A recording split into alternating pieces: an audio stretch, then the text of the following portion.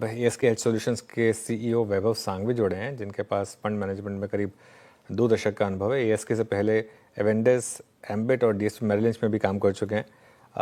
वैभव जी, good morning. सबसे पहले बात करते हैं आज के सबसे बड़े ट्रिगर की। आज जिस तरीके से HDFC बैंक और ICICI बैंक में शानदार मोमेंटम आया, क्या ये मार्केट के लिए अब एक ट्रिगर का काम कर सकते हैं और क्या बैंक्स लीड कर सकते हैं मार्केट की रिकवरी को?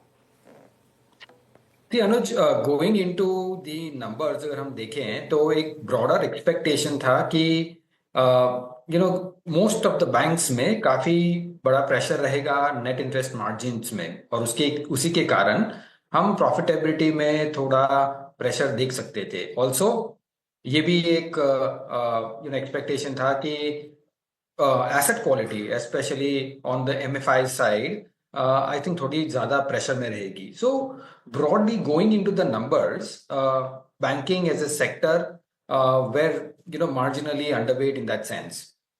Now that कि हमने banking के results देखे हुए हैं, I'm not going to kind of particularly speak on an individual name, but broader basis perspective हमें जितना दिख रहा है उसमें इतना pressure नहीं दिख रहा है from net interest margins perspective. They have been able to navigate it much better. अलग अलग levers kind of they have applied, और उसी के कारण हमें लगता है कि यहाँ से at least from a medium to longer term perspective हम देख सकते हैं कि ये क्वार्टर या नेक्स्ट क्वार्टर में प्रॉबेबली बॉटम आउट हो जानी चाहिए on an overall basis. So yes, अगर इन्वेस्टमेंट्स को देखते हैं at least for a 12 to 24 months perspective, तो there is a full possibility के लार्ज कैप प्राइवेट बैंक्स में lead the show. Overall market पर क्या व्यू बन रहा है अब आपका, वैभव जी? मार्केट में एक रैली आई, लेकिन पिछले 3 हफ्ते से काफ़ी कंसोलिडेशन रहा, डिक्लाइन भी आई। अर्निंग सीजन ओवरऑल शायद मार्केट को उतना पसंद नहीं आया, खासतौर से जो पहले कुछ नंबर्स थे। अभी ओवरऑल मार्केट पर क्या व्यू है आपका? See overall I think market consolidation के दौर से गुजरेगा। It will take some time to continue with that consolidation. उसका रीजन यही है कि बहुत ही मिक्स्ड रिजल्ट आए हैं, बहुत मिक्स सेक्टरल ट्रेंड्स भी आए हैं। हमने देखा कि काफी प्रेशर था IT सेक्टर में from an earning stand point, whereas banking में भी थोड़े मिक्स नंबर्स भी आए हैं on an overall basis. So हमें लगता है कि let the result season pass by, एक आकलन करेंगे कि रिजल्ट्स किस बाजू बैठ रहे हैं और कितने क्वार्टर्स के अंदर रिकवरी पॉसिबल है इन terms of the momentum of earnings. ये देख के कि at the same time from an economic stand point जिस हिसाब से हाई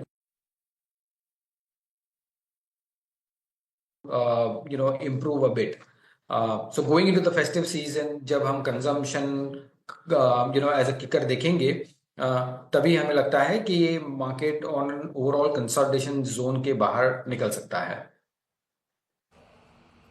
ओके वैभव जी, गुड मॉर्निंग। वीरेंद्र बोल रहा हूँ। एक होता है स्क्रीन पे जो प्राइस एक्शन बहुत स्ट्रांग है, जिसको हमें रिस्पेक्ट करनी चाहिए, चाहे वो आप ट्रेडर हो चाहे इन्वेस्टर हो। सीमेंट में वाकई स्ट्रांग मूव विजिबल है और ये पूरे साल अब तक 6 महीने में बीते 6 महीने में परसिस्ट कर रही है। अल्ट्राटेक सीमेंट इसको लीड कर रहा है। हालांकि आप स्टॉक स्पेसिफिक टिप्पणी नहीं करेंगे, बट ये स्ट्रेंथ आपको कैसी लग रही है? सस्टेनेबल? और बतौर इन्वेस्टर क्या इसे अप्रोच करना चाहिए, इसे चेस करना चाहिए इस वक्त? श्योर वीरेंद्र, आई थिंक अगर हम सीमेंट सेक्टर की बात करें तो there are few positive for sure कि जिस हिसाब से बढ़ोतरी हुई है सीमेंट प्राइसेस में, वो स्टेबलाइज्ड है on the higher level. Of course monsoon जब आते हैं तो there is a marginal downtick, ये हम सीजनल ट्रेंड भी होता है। और एक और नजरिया भी देख सकते हैं इसमें कि why the longer term stories on a secular basis will continue to grow 7% volume growth over a longer period of time, but cement prices in terms of the stock prices perform करते हैं, उसमें भी seasonality होती है। तो generally typically हम देखते हैं तो जुलाई अगस्त ऐसा महीना होता है जहां ये स्टॉक्स जनरली आउट परफॉर्म करते हैं और बाद में kind of tapers down. Purely second quarter के रिजल्ट जब एक्सपेक्टेशंस आते हैं तो वो थोड़े मीडियोकर होते हैं। सो while yes, longer term secular basis ये इंडस्ट्री और very gradual basis being a material sector वो अपनी सिक्लिकलिटी से चलेंगे, but from a fundamental perspective I think cement price जिस हिसाब से बढ़े हैं और वो काफी स्टेबलाइज हो रहे हैं at the higher level, are positive from a medium to long term basis. But खास करके ध्यान रखना चाहिए कि seasonality also affects the stock price performance. No doubt about that, वो फैक्टर परसिस्ट करता है। ये मीनवाइल निफ्टी बैंक 56,742 पे मैंने नोट करके रखा था, मैंने सोचा अलर्ट कर देता हूँ, इज अ डे हाई और हिट कर रहा है अपने 20 डे मार्क को, जिसने शुक्रवार को क्लोज किया था, मतलब वायलेट किया था। और अब निजी बैंकों के साथ साथ सरकारी bank and more specially SBI आके पार्टिसिपेट करता हुआ, एसबीआई भी अब दिन के सर्वोच्च स्तरों पे। अच्छा, एक दो थीम और पकड़ते हैं यहाँ पर जिसमें प्राइस डैमेज हो चुका है पिछले एक महीने में। मई में उस ऑपरेशन सिंदूर के बाद जो डिफेंस में मूव आया था वैभव जी, उसके बाद एक ताबड़तोड़ तेजी थी, बट अब प्राइस सेटल हुए, थोड़ी सी कूलिंग ऑफ हुई है। ये कूलिंग ऑफ आपको थोड़ी सी मतलब चेस करने लायक लग रही है क्या? आई मीन 5, 7, 8, 10% स्टॉक्स ऊपर से रिट्रेस हो चुके हैं, इन पर आपका टेक क्या है इस वक्त? आई थिंक ब्रॉडर टर्म और इनफैक्ट लॉन्गर टर्म अपॉर्चुनिटी देखते हैं तो काफी बढ़िया अपॉर्चुनिटी है defence as a sector. Of course operation Sindoor के बाद जिस हिसाब से हमने रैली देखी तो वैल्यूएशंस थोड़े रिच हुए हैं, और प्रॉबेबली क्वार्टरली नंबर्स की भी राह देख रहे हैं, जहां मार्जिन को फोकस करेंगे, एग्जीक्यूशन को फोकस करेंगे, और इंक्रीमेंटल ऑर्डर्स कैसे बिहेव करते हैं उसको भी फोकस करेंगे। While the longer term as I mention कि थीम बहुत ही बढ़िया है, ध्यान रखना चाहिए कि कौन से वैल्यूएशंस पे हमें मिल रहे हैं। Of course at any decline I think ये सेगमेंट में अट्रैक्टिव अपॉर्चुनिटी बन सकती है। हमारा व्यू नेगेटिव नहीं है, we will only just wait for better price to enter the whole segment. Okay, चलिए ये इस समय डिफेंस पर बात था। आपको अब तक आईटी के नंबर्स कैसे लगे वैभव जी, और आईटी में इस समय आप ओवरवेट हैं या underweight? I think IT currently हम न्यूट्रल है। वी वेर एक्सपेक्टिंग के क्वार्टरली रिजल्ट्स या क्वार्टरली कमेंट्रीज के बाद हम एक कंस्ट्रक्टिव व्यू बनाएं इसमें, लेकिन जिस हिसाब से कमेंट्री आई है, जिस हिसाब से डिस्क्रेशनरी स्पेंड का दौर रहा है, और जिस हिसाब से मार्जिन प्रेशर्स भी रहे हैं, आई थिंक हमें लगता है कि यहाँ हम और थोड़ी टाइम वेट करेंगे before taking a constructive view. The reason is के हम आर्टिफिशियल इंटेलिजेंस का जो जनरेटिव एआई एलएलएम के कैपेबिलिटी जो है, वो जिस हिसाब से इंडस्ट्री का ट्रेंड बदल रहे हैं, both from a cost perspective और from a potential ordering perspective as well, हमें लगता है ये मार्जिन प्रेशर कंटिन्यूड रहेंगे। बिकॉज ओवरऑल जो भी कंपनीज स्पेंड कर रही हैं, वो if they are spending say $100 for a value of $100 to be received in IT services, at this point in time because of the AI, हमें लगता है कि वो $100 पे करके और $200 या $300 का सर्विसेज भी पॉसिबिलिटी है लिए, प्योरली बिकॉज कि 35 to 40% of the coding now globally is now starting to get done with artificial intelligence. So हमें लगता है कि ये रेवेन्यू प्रेशर्स और मार्जिन प्रेशर्स क्लोजली वॉच करने चाहिए, इसलिए we are not getting very constructive at this point in time in spite of bad price performance from an IT sector. Okay, ये ईएमएस स्पेस में काफ़ी शानदार गेंस रहे, अब तो ज़्यादातर स्टॉक्स F&O का भी हिस्सा बन गए हैं। यहाँ पर आपका क्या व्यू है? पोर्टफोलियो में है क्या आपके ये stocks? See, I think EMS structurally, of course, valuations देखने बहुत ही जरूरी है, but from a overall business standpoint, structural opportunity on a whole EMS segment remains very, very robust. So, हर एक डिक्लाइन पे आई थिंक ये पूरे सेगमेंट में अपॉर्चुनिटी बनती दिख रही है। Now every individual stock has different segments, कोई एसी का एक्सपोजर होता है, किसका सर्किट्स का एक्सपोजर है।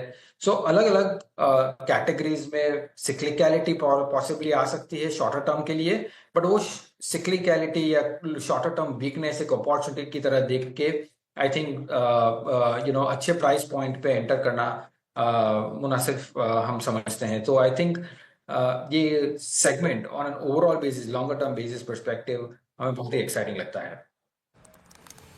अच्छा वैभव जी, एक थीम जो अभी तक ठंडी पड़ी हुई है और मतलब कोई बहुत स्ट्रॉन्ग पुल बैक नहीं आया, स्टॉक स्पेसिफिक एक्शन भी बहुत स्ट्रॉन्ग नहीं है, वो है ऑटो स्पेस। अभी मतलब ऑटो में कर क्या रहे हैं आप? हालांकि टेस्ला का आना, उनका एक पहला शोरूम मुंबई में खुलना, लेकिन सीधे सीधे प्राइस वॉर तो कोई है ही नहीं। आई मीन डिफरेंशियल है बहुत बड़ा हमारी टाटा मोटर्स, M&M, मारुति की गाड़ियों से, तो वो चीज़ तो परसिस्ट नहीं करती। बट ओवरऑल बड़ा ठंडा सा है स्पेस ही। कुछ शॉर्ट कवरिंग स्विंग विजिबल होते हैं, लेकिन ज़्यादा नहीं वो भी। तो इसमें डिफरेंट सेगमेंट्स को आप कैसे अप्रोच कर रहे हैं, कमर्शियल को, पैसेंजर व्हीकल को, या फिर टू व्हीलर स्पेस को? सी आई थिंक अगर हम ऑटो सेगमेंट की बात करें और अगर क्लासिफाई करें टू व्हीलर्स में, पीवीज में, सीवीज में, which is commercial vehicles, and lastly tractors, तो हमें लगता है कि वन, रूरल रिकवरी जिस हिसाब से हो रही है, monsoons have been very good, sowing patterns भी बहुत ही बेहतर रहे हैं, disposable income on the rural side is increasing as well as on the urban side, but generally I think tractors एक सेगमेंट है जहां हम थोड़ा मोमेंटम देख सकते हैं आगे चल के। सेकेंडली हमें ये भी लगता है कि because of the support from central bank in terms of interest rates, because of tax rebates, consumption as a basket बेहतर करना चाहिए, और उसी में हम जब ऑटोज को रखते हैं तो डिस्क्रेशनरी स्पेंड गिनेंगे, और खास करके जो टू व्हीलर्स हैं, मास सेगमेंट की टू व्हीलर्स हैं, हमें लगता है कि वहां थोड़ी ट्रैक्शन आ जानी चाहिए। लास्टली कि फेस्टिवल सीजन ये इस बार थोड़ी अर्ली है, सो पॉसिबली है कि हम नंबर्स में अर्लियर ट्रैक्शन देख पाएंगे, specially from the two wheeler perspective. Of course four wheelers over a period of time better रहेंगे, बट ऑटोज में हमारा व्यू कंस्ट्रक्टिव हो रहा है। ओके अच्छा, एक दो पॉकेट्स को और देख लेते हैं जहां पे प्राइस एक्शन बीच में स्ट्रांग हो गए थे, और या फिर एटलीस्ट बाबू जी कुछ स्टॉक स्पेसिफिक एक्शन बहुत अच्छे थे। वाइट गुड सेगमेंट, ये जो गर्मियों का सीजन गया, खैर अब तो आप एक ऐसे फेज में जब टेम्परेचर अलॉन्ग विद ह्यूमिडिटी काफ़ी हाई होता है, ये वाइट गुड सेगमेंट में आपकी रुचि है इस वक्त इस प्राइस पे? See, I think too many moving parts here. Of course, the summer season बहुत ही weak रही है, but overall अगर हम broader structural opportunity की बात करें तो let's take example of ACs, refrigerators और probably washing machines. हमें लगता है कि ये as a penetration from an overall population perspective अभी भी काफी लो है। So from a growth perspective, longer term, I think business opportunity definitely है। Of course, cyclicality on a shorter term perspective, say for example last summer season weak था, तो ये annual numbers अगर हम FY26 देखेंगे तो वो कंपेयर टू FY25 और जो ग्रोथ एक्सपेक्टेशंस थी वहां वीक हो सकते हैं, right? But I think again this is more of cyclical kind of trend. Broader अगर हम consumption में अगर momentum देखेंगे और penetration from an overall category perspective देखते हैं तो opportunity surely है। So on declines, on weaker numbers, अगर ये stocks correct होते हैं तो I think ये opportunity